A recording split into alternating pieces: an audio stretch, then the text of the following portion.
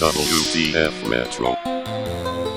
Hello, I'm Ross from Cultaholic.com. You're my sexual wank pheasants, and welcome to Cultaholic Extra. I mean, no, we don't do that here. No paywalls here. Welcome to this free content that never used to be free in a universe far, far away. This month for WTF Retro, I'll be taking a look at Survivor Series 2002, the home of the first ever Elimination Chamber, which is topical since 2 Elimination Chambers are going to be happening this Sunday on the WWE Network for only £9.99. So in the opening promo, Eric Bischoff claims there's been many changes as part of this WWE revolution, and he's been responsible for all of them. Lesbians! Why did that picture appear? Eric Bischoff didn't invent lesbians. Aye, Eric, while the Elimination Chamber and Raw Roulette might have been successes, some of the other changes you made on WWE Raw were as successful as pubic lice. And then in the same opening promo, Eric claims that he's the primary catalyst for creating a product vastly different to his counterparts over on SmackDown Live, which wasn't live back then, but it was SmackDown all the same, as if it was some sort of good thing. Yes, of course, Raw had the star power back then, they had all the big names, but SmackDown Live had the SmackDown 6, Brock Lesnar,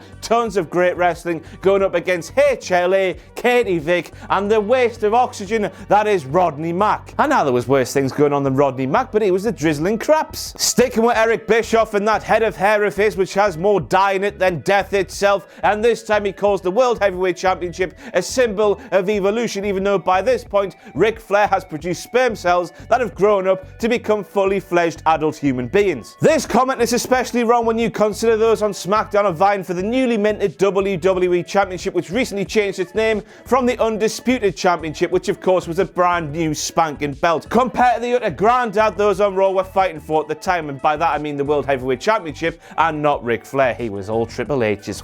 Now I know that's a test fan there, but reading that sign in 2018, having not tapped into that knowledge for bare time, didn't half make me chuckle. Imagine that fan walking down the streets of New York with that sign, and a non-wrestling fan seeing that sign. Professional wrestling is the best. And next up we have good old JR, who claims the Elimination Chamber weighs 10 tons or 20,000 pounds. That is even though anybody with half a brain knows that 10 tons equates to 22,046.2 pounds.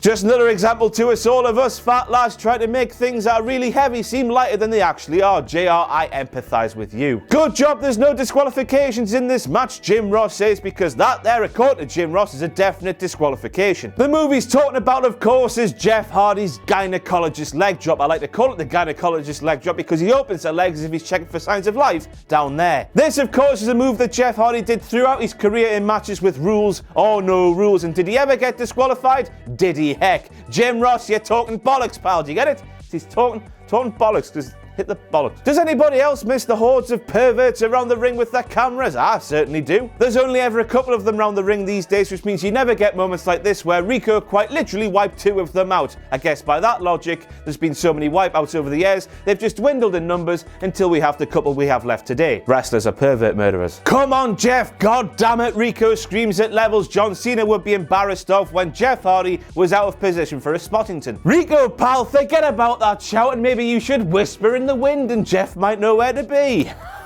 Oh. So we had Rico falling off the top rope doing the whoa, long before Jeff Hardy was even in the frame to actually shake the ropes to make him fall down. And then we had Jeff Hardy himself running across the top of the barricade, or attempting to, I should say, and falling down like a drunkard in the street. One question, were they pissed? Knowing those two, yes. And next up we have a simple moment where Jerry the King Lawler called Rosie Jamal in a moment that proved he is the absolute drizzling superhero in trainings.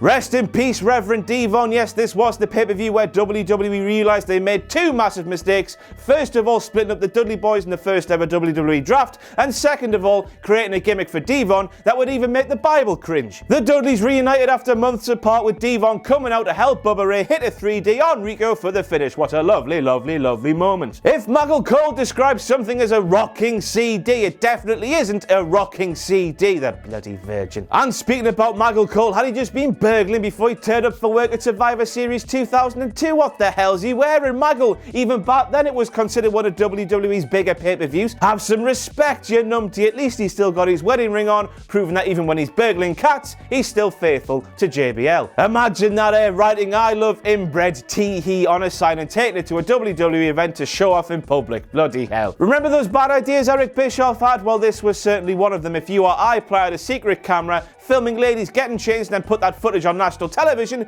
we'd be arrested for a very long time. So how did Eric get away with Raw's F-U for such a long time? It was just another desperate attempt on his part to get more ratings than SmackDown. And how did the lasses not realise there was a gaping, pissing hole in the ceiling with a camera in front of it? Breaking Bad wasn't a thing back then, so it wasn't normal for ceilings to have holes in. And next up we have Jim Ross, who claims that Jerry the King Lawler has a PhD as far as women are concerned. Oh dear. What does this mean? Putrid, husky, diddler, permanently horny dad who only targets young women? That man can't have a doctorate in women. He's had more lasses than there are people in bloody Memphis. Anything goes, Jerry the King Lawler says. I just hope it's the clothes. How is this man not had his computer seized and his internet search history checked? Somebody should have told Victoria not to push the Titantron so hard because she almost blew the bloody doors off. Now it's hard to complain about that women's hardcore match. It was a thoroughly entertaining, fast-paced affair, but that there was anything but a bulldog. It was more like a bull puppy. At the end of the day, Trish never got all of it, so it's anything but a big dog. Who would have thought today that mirror in the corner of the ring was made out of the legs of Kevin Nash? It shattered into a million pieces before anybody had even touched it. Amazing. On to the WWE Championship match now, and the referee who replaced Mike Chioda after Mike Chioda had his ribs relocated to a different city after Brock Lesnar assaulted him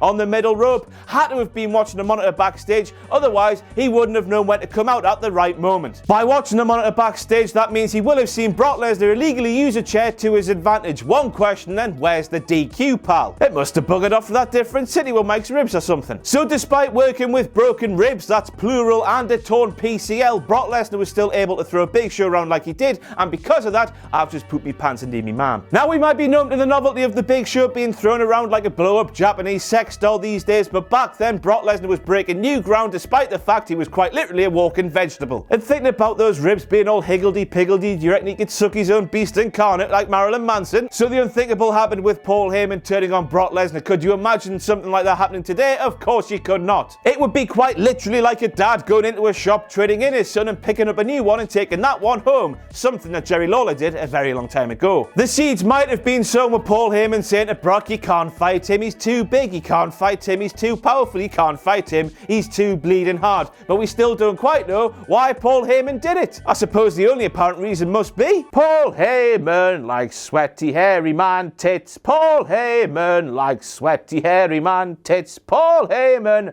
likes the boobs with the hair. Oh God, it's Al Wilson. Did you know he was quite literally shagged to death? Now you do.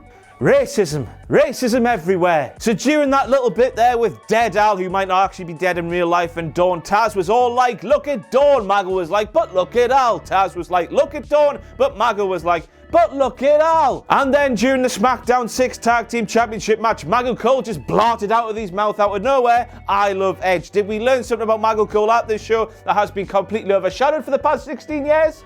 Maybe. I always thought he was happily married to his loving wife, John Bradshaw Layfield. It's an elimination match, Chris. Why are you trying to save Edge when Kurt Angle is your partner?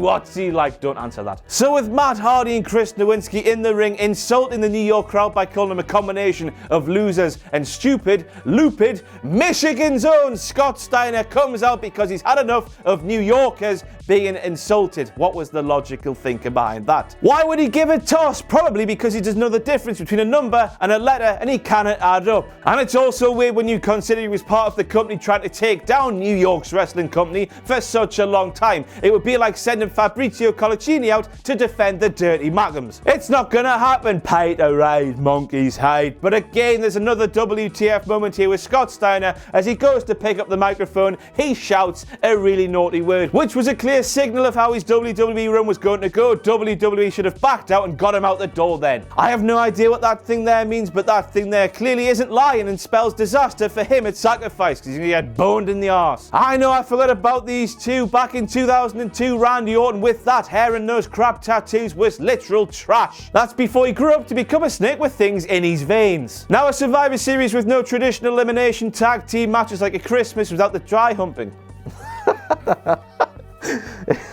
I mean a drunk cry in the corner in a room full of passed out numpties. Easter without the children catches and the egg flavour traps. Or Valentine's Day without the loneliness and self-loathing. But when Eric Bischoff said there would be a sole survivor from the Elimination Chamber, I realised I was watching Survivor Series 2002 without an arm.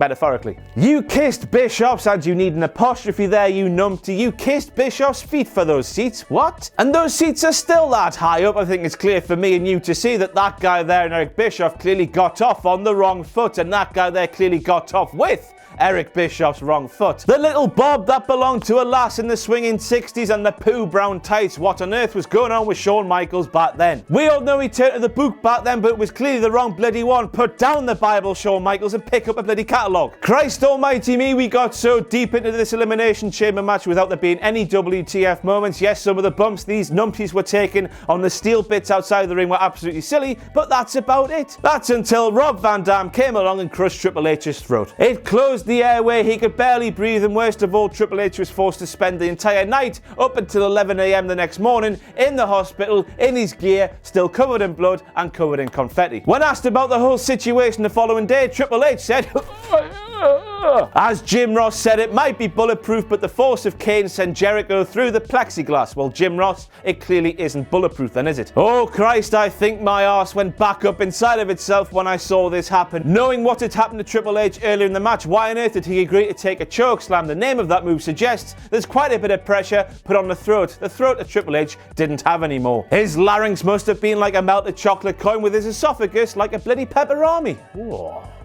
And so in what was just his second match in 4 years, Shawn Michaels overcomes the odds in a fantastic final stretch to beat Triple H and win the World Heavyweight Championship. To be honest with you, with this being the first Elimination Chamber match and the teething problems WWE have with so many new concepts they debut, there was way less WTF moments than I was expecting. It was tickety-boo, the right man won, everything's lovely, lovely, lovely. Bye-bye. Follow me on the Twitter machine at Ross on Wrestling, pledge to our Patreon page, patreon.com/cultaholic. Anything you can afford to give us is greatly appreciated and will be redistributed into many lovely things for your viewing pleasures. Oh, lovely. And most importantly of all, don't forget to join us on everything but MSN Messenger.